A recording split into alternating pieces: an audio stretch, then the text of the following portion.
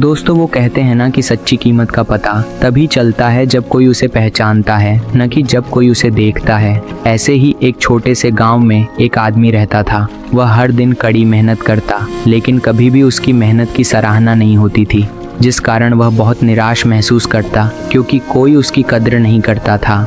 एक दिन उसने सोचा कि शायद बुजुर्ग साधु उसकी समस्याओं का समाधान कर सकते। इसी उम्मीद में वह साधु के आश्रम में उनसे मिलने गया। साधु ने उस आदमी की सारी बातें ध्यान से सुनी। फिर उन्होंने एक कहानी सुनाने का फैसला किया। बहुत समय पहले समुद्र की गहराइयों में एक चमकदार मोती पड़ा था। यह मोती इतनी चमकदार था कि समुद्र के सभी जीव उसकी सुंदरता देखकर हैरान थे, लेकिन यह मोती गहरे समुद्र में छिपा हुआ था, इसलिए कोई भी उसकी असली कीमत नहीं जानता था।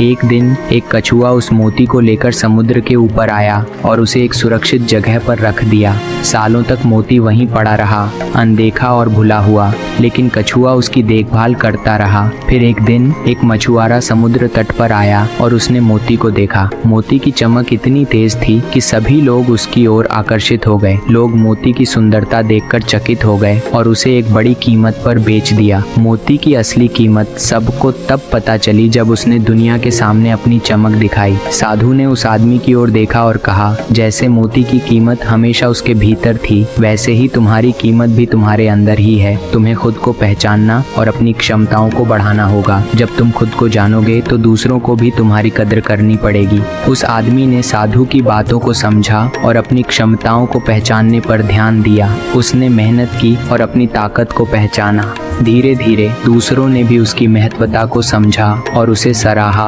उसने सीखा कि असली मूल्य खुद के भीतर ही होता है और उसे खोजने का काम खुद ही करना पड़ता है। दोस्तों, असली मूल्य तुम्हारे अंदर ही होता है। इसे पहचानना और बढ़ाना तुम्हारा काम है। जब तुम अपनी काबिलियत को जान लोगे तो दुनिया भी तुम्हारी कीमत समझेगी। दोस्तों, ऐसे ही प्रेरणादायक कहानियों के लिए चैनल को सब्सक्राइब करना ना भूले। धन्यवाद।